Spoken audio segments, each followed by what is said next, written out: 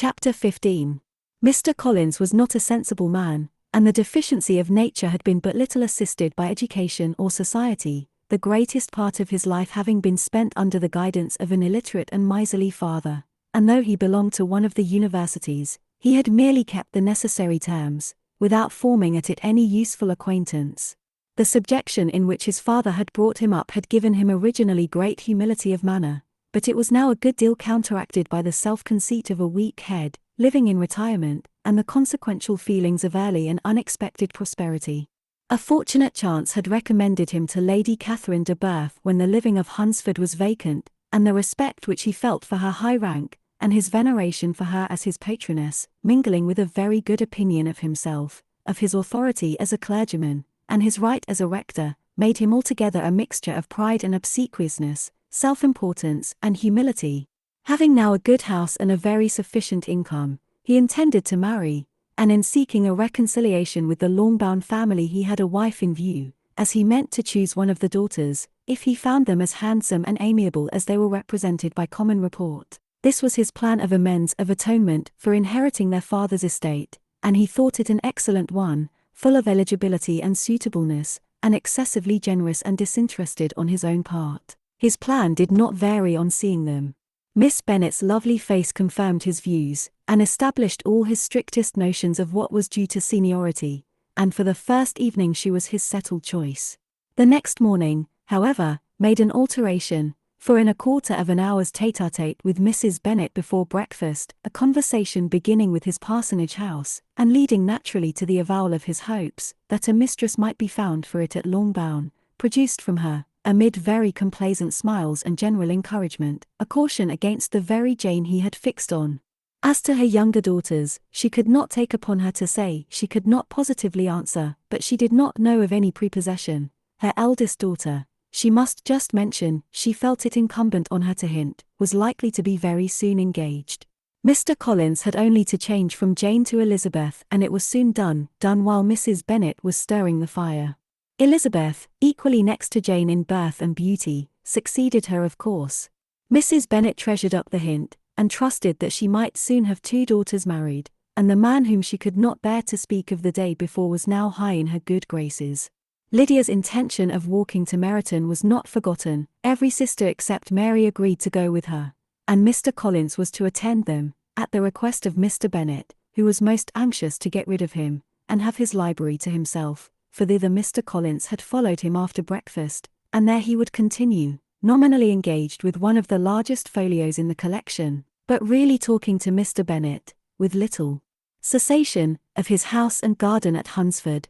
Such doings discomposed Mr. Bennet exceedingly.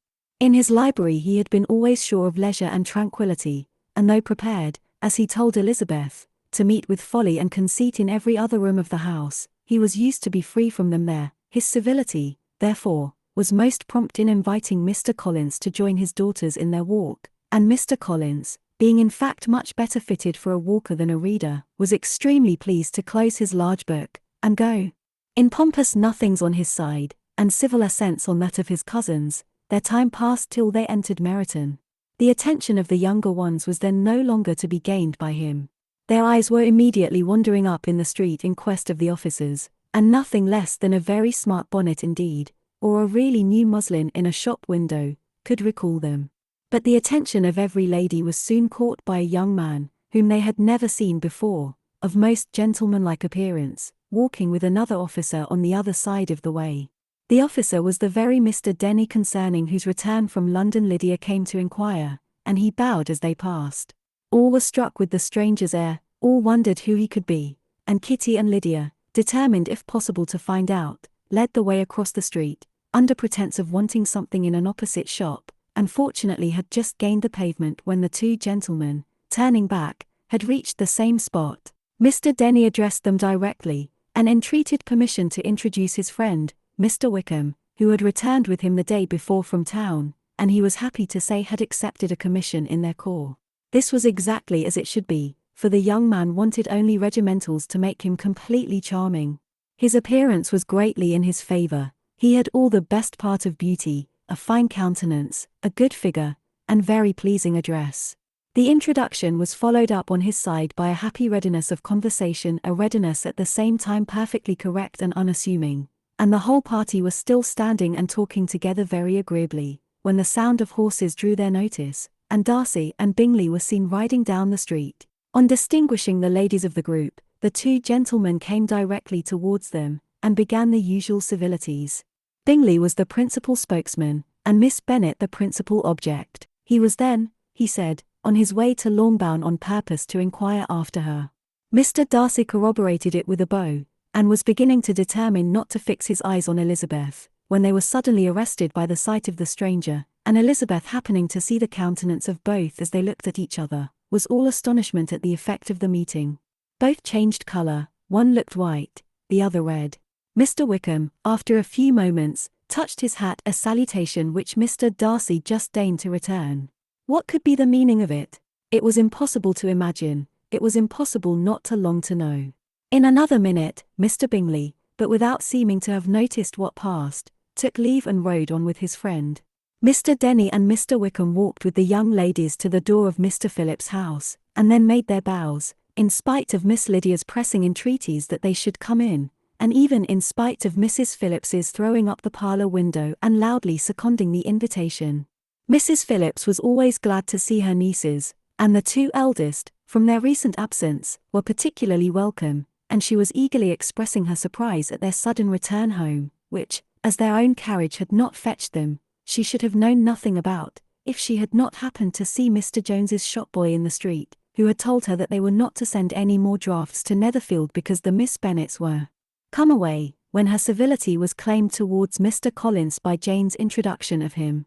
She received him with her very best politeness, which he returned with as much more, apologizing for his intrusion, without any previous acquaintance with her, which he could not help flattering himself, however, might be justified by his relationship to the young ladies who introduced him to her notice. Mrs. Phillips was quite awed by such an excess of good breeding, but her contemplation of one stranger was soon put to an end by exclamations and inquiries about the other, of whom, however, she could only tell her nieces what they already knew, that Mr. Denny had brought him from London, and that he was to have a lieutenant's commission in the shire. She had been watching him the last hour, she said, as he walked up and down the street, and had Mr. Wickham appeared, Kitty and Lydia would certainly have continued the occupation, but unluckily no one passed windows now except a few of the officers, who, in comparison with the stranger, were become stupid, disagreeable fellows. Some of them were to dine with the Phillipses the next day, and their aunt promised to make her husband call on Mr. Wickham, and give him an invitation also, if the family from Longbourn would come in the evening. This was agreed to, and Mrs. Phillips protested that they would have a nice comfortable noisy game of lottery tickets, and a little bit of hot supper afterwards. The prospect of such delights was very cheering, and they parted in mutual good spirits. Mr. Collins repeated his apologies in quitting the room, and was assured with unwearying civility that they were perfectly needless. As they walked home, Elizabeth related to Jane what she had seen pass between the two gentlemen, but though Jane would have defended either or both, had they appeared to be in the wrong, she could no more explain such behaviour than her sister. Mr. Collins on his return highly gratified Mrs. Bennet by admiring Mrs. Phillips's manners and politeness. He protested that, except Lady Catherine and her daughter, he had never seen a more elegant woman, for she had not only received him with the utmost civility, but even pointedly included him in her invitation for the next evening, although utterly unknown to her before. Something, he supposed, might be attributed to his connection with them, but yet he had never met with so much attention in the whole course of his life.